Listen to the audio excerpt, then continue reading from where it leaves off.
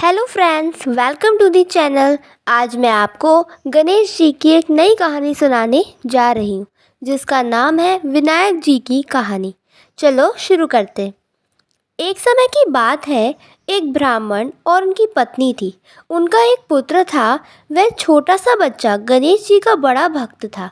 वह दिन रात गणेश जी की सेवा में लगा रहता था और घर के कामों में कभी भी ध्यान नहीं देता था। इससे उनकी पत्नी बहुत चिंतित हो जाती थी। वह अकेले ही घर का सारा काम करती थी और यह बात उसे बहुत दुखी करती थी।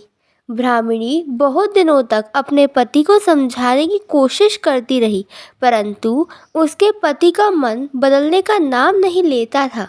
घर में रोज झगड़ा होता था और उनका बेटा उनकी बातों का कभी ध्यान नहीं देता था। एक दिन बेटा बहुत दुखी हो गया और उसने तय किया कि वह गणेश जी से मिलकर ही वापस जाएगा।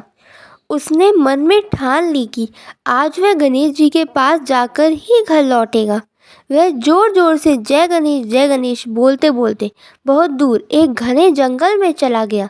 लड़के को डर भी लगने लगा, लेकिन वह निरंतर जय गणेश बोलता रहा। तभी गणेश जी का सिंहासन झूलने लगा और रिद्धि सिद्धि बोली, महाराज, तुम्हारे प्रेम भक्त ने तुम्हारी पुकार सुन ली है।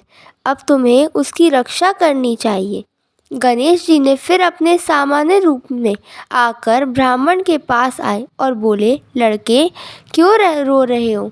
लड़के ने बताया, मुझे गणेश जी से मिलने का बहुत मन है, लेकिन मैं डर गया हूँ।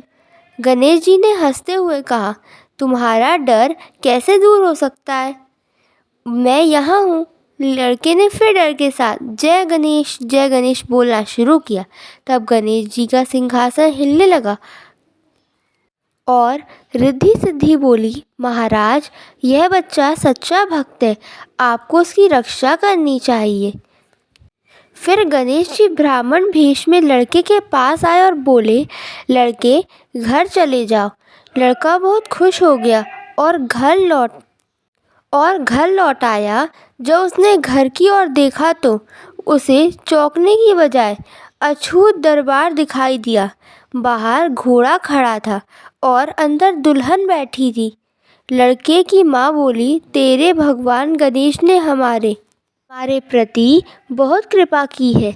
आज से हम सब गणेश जी की पूजा करेंगे। सब बहुत खुश हुए और ब्राह्मण का बेटा भगवान गणेश की पूजा करने लगा। गणेश जी को खुश देखकर उन्होंने कहा, तुम मुझसे कुछ भी मांगो, मैं तुम्हें सब कुछ दूंगा। लड़के ने सोचा और फिर बोला, मुझे तुम्हारा आशीर्वाद और भक्ति चाहिए और मुझे कुछ भी नहीं चाहिए। गणेश जी बहुत प्रसन्न हुए और उसको आशीर्वाद दिया। इसके बाद उनका घर में सुख शांति बरसने लगी और उनके बेटे को सब धन धान्य से लाभ हुआ।